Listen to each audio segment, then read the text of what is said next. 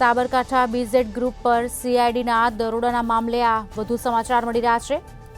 સંચાલક ભૂપેન્દ્ર ઝાલા બાદ એજન્ટ પણ ભૂગર્ભમાં ઉતર્યા છે।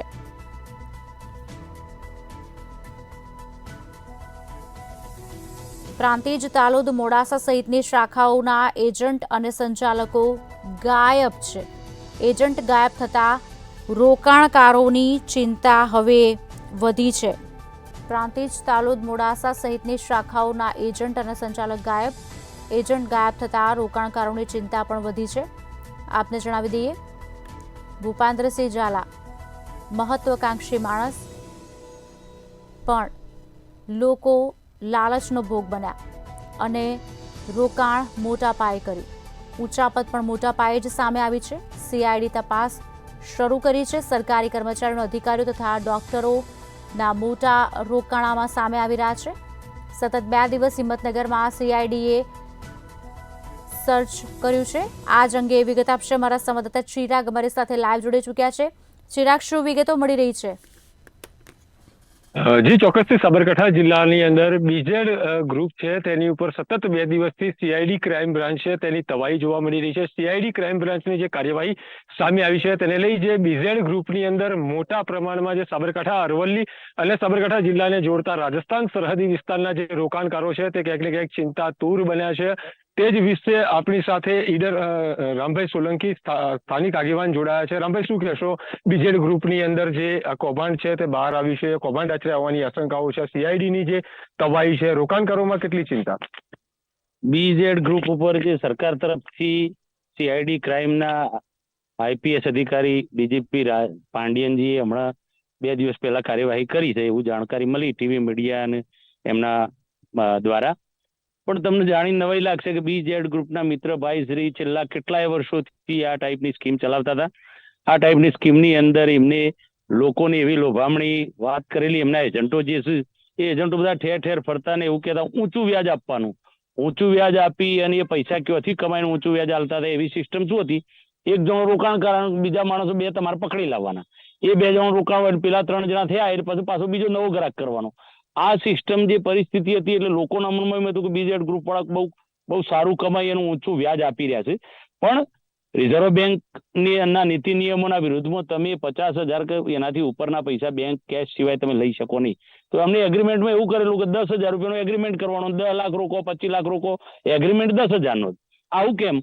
જો તમારે સાચું જ કરવાનું હોય, તમારે લોકોને નાણાં આપવાના હોય તો તમારે એમાં આ બધું કરવાની જરૂર શું છે? અને બીજું કે પોન્જી સ્કીમ ચલાવનારા ભાઈ શ્રી છેલ્લા કેટલાય સમયથી ભારતીય જનતા પાર્ટીમાં જોડાયા હતા, વિધાનસભાની ટિકિટ માટે પણ પ્રયત્ન કરતા હતા, લોકસભાની ટિકિટ ન મળવાથી એમને અપક્ષ ઉમેદવારી કરી અને મોટા મોટા સમિયાણાઓની અંદર એ પોતે એવા રાજકીય અને સામાજિક પદાધિકારીઓની વચ્ચે રહેતા લોકોનો વિશ્વાસ સંપાદન થાય।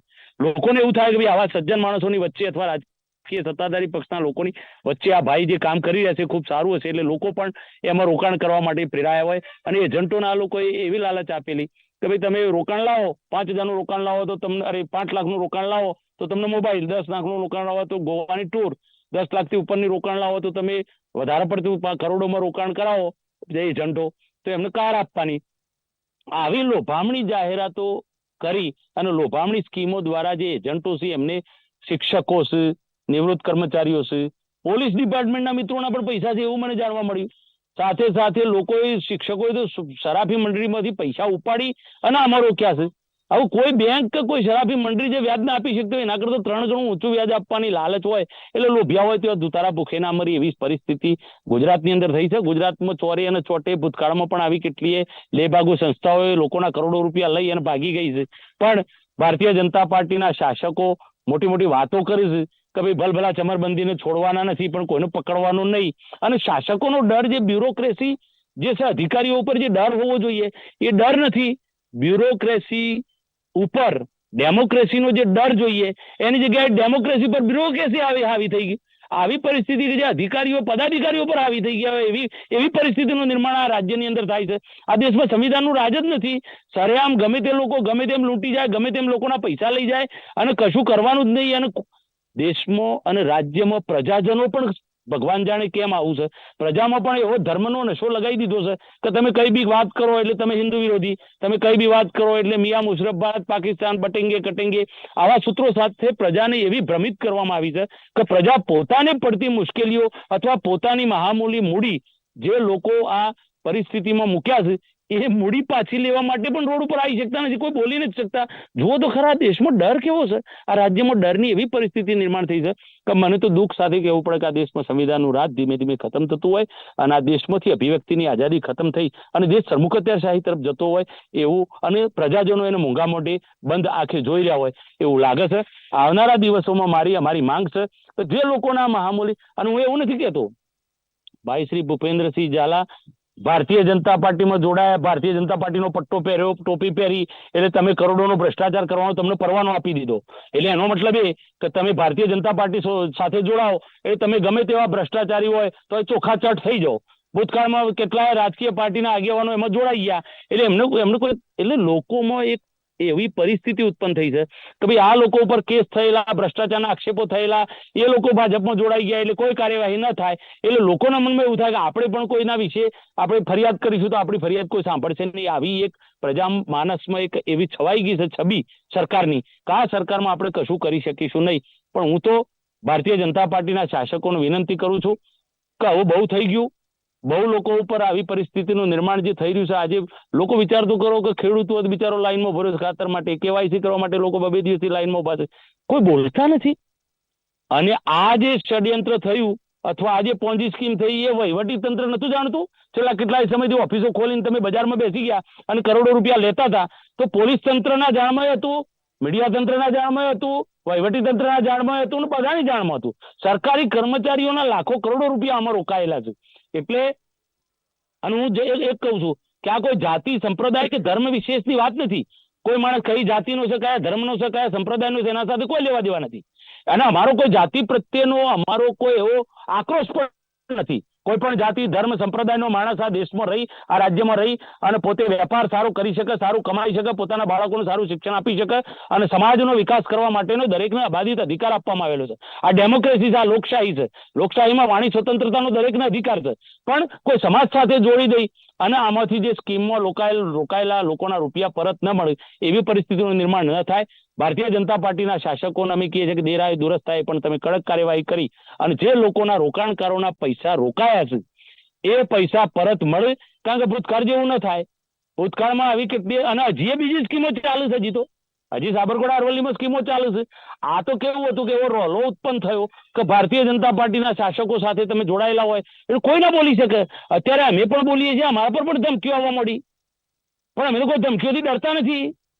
આ દેશ અને રાજ્યમાં ડેમોક્રેસી પ્રસ્થાપિત રહે એના માટે રામભાઈ સોલંકીને પ્રયત્ન કરી રહ્યા છે. એટલે ક્યારેય કોઈનાથી ડરવાનું નહીં. અમે સંવિધાન નિર્માતા ડોક્ટર બાબા સાહેબ આંબેડકરના વંશજો છીએ. એટલે આ દેશમાં ડોક્ટર બાબા સાહેબ આંબેડકરનું બનાવેલું બંધારણ જ્યાં સુધી અમલમાં આ લોકો નહીં લાવે અને એને ખતમ કરવાની કોશિશ કરી ત્યાં સુધી બોલતા રહેવાના. એના માટે સામે છાતીએ ગોળી ઝીલવાની તો કોઈ ડર નથી એવો. આજે ડરની રાજનીતિ ખતમ કરવા માટે તમે નીકળી છીએ. ભારતીય જનતા પાર્ટીના શાસકોએ આ રાજ્યની અંદર જે ડરની રાજનીતિ પેદા કરી છે એને પ્રજા એની ડરની રાજનીતિમાંથી પ્રજાને મુક્ત કરવા માટે જ્યારે અમે આગેવાની લઈને નીકળ્યા ત્યારે અમે કોઈનો અમને ડર નથી. નિષ્પક્ષ અને તટસ્થ તપાસ કરી અને શાસકો ચોક્કસપણે દાખલો બેસાડીને આવનારા દિવસોમાં બીજા કોઈ આનો ભોગ ન બને. જે ભોગ બનેલા લોકો છે એમને પોતે પરત પૈસા મળે એવી અમે ભારતીય જનતા પાર્ટીના શાસકો પાસે વિનંતી કરીએ છીએ. અન્ય એક યુવાન પણ જોડાના છે. ખાસ કરીને આ બીજેડ ગ્રુપનું જે ફુલેકું છે તે બહાર આવ્યું છે. 6,000 કરોડ જેટલું જે સમગ્ર આંકડો છે તે સીઆઈડી ક્રાઇમ દ્વારા બહાર પાડવામાં આવ્યો છે. ખાસ કરીને આના એજન્ટો છે તે કયા પ્રકારની સ્કીમની જે વાતો કરતા હતા અને કયા પ્રકારે જે રોકાણકારો છે તે લોકોને આ બાબતે પ્રેરિત કરતા હતા.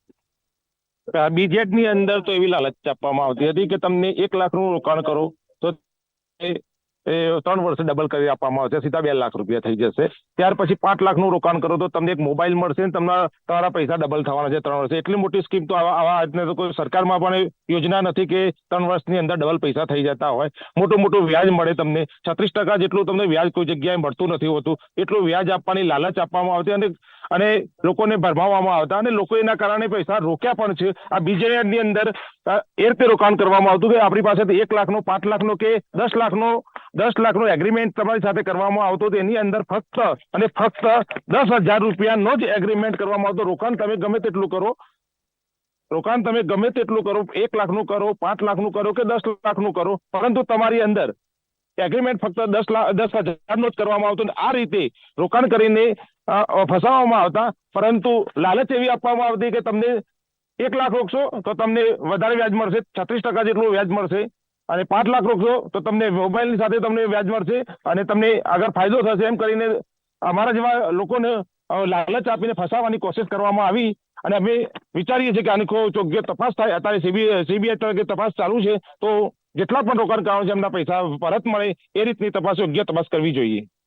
ખાસ કરીને સાબરકાંઠા અને અરવલ્લી જિલ્લાના મોટા પ્રમાણની અંદર આ રોકાણકારો છે તે જોડાયેલા છે. કોઈકના 5,000 છે, કોઈકના 10,000 છે, લાખ, 2 લાખ, 5 લાખ એ રીતનું પણ મૂડીનું રોકાણ કરવામાં આવ્યું છે. અને આ જે સીઆઈડી ક્રાઇમની જે તવાઈ છે, જે કાર્યવાહી છે, તે કાર્યવાહીને લઈને આ જે મૂડી રોકાણકારો છે તે લોકોની ઉપર કેટલી અસર જોવા મળશે?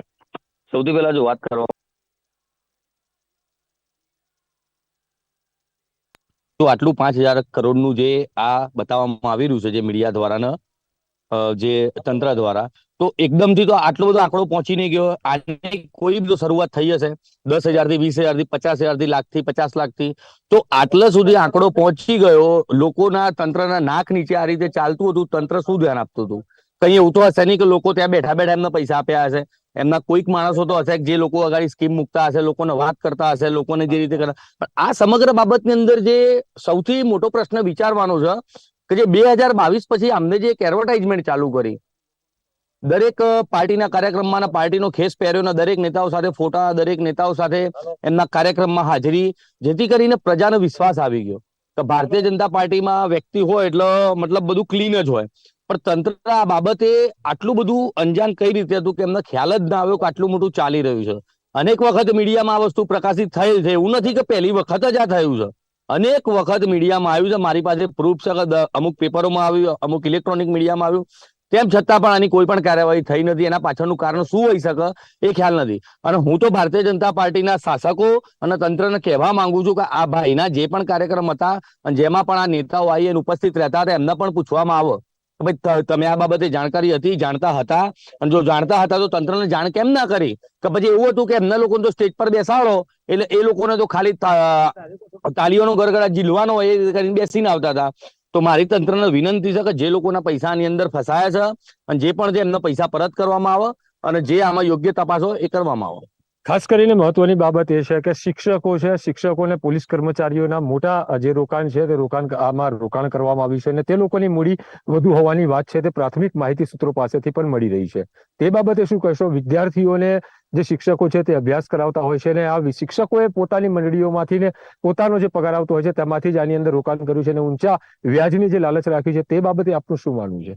આપે જે રીતે જણાવ્યું કે ભાઈ શિક્ષકોના પોલીસ ખાતાના અંદર પૈસા છે એ મીડિયા દ્વારા પણ જાણવા મળ્યું છે. મીડિયામાં લગભગ 2 દિવસથી પ્રકાશિત પણ થાય છે. તો શિક્ષક એ લોકોને જ્ઞાન આપતો હોય છે અને એ જ આવી વાતોમાં ફસાય એ સૌથી મોટો પ્રશ્ન છે. અને બીજા નંબર પર વાત રહી પોલીસ, કે પોલીસ એક કાયદા કાનૂન જાળવવા વાળો વ્યક્તિને એક તંત્ર છે, એ પણ આવી જગ્યાએ ફસાય એ મોટો પ્રશ્ન. તો સામાન્ય માણસ કેમ ન ફસાઈ શકે? જયારે શિક્ષક જે લોકોને જ્ઞાન આપે છે એ ફસાઈ જાય તો સામાન્ય માણસ કઈ રીતે ન ફસાય?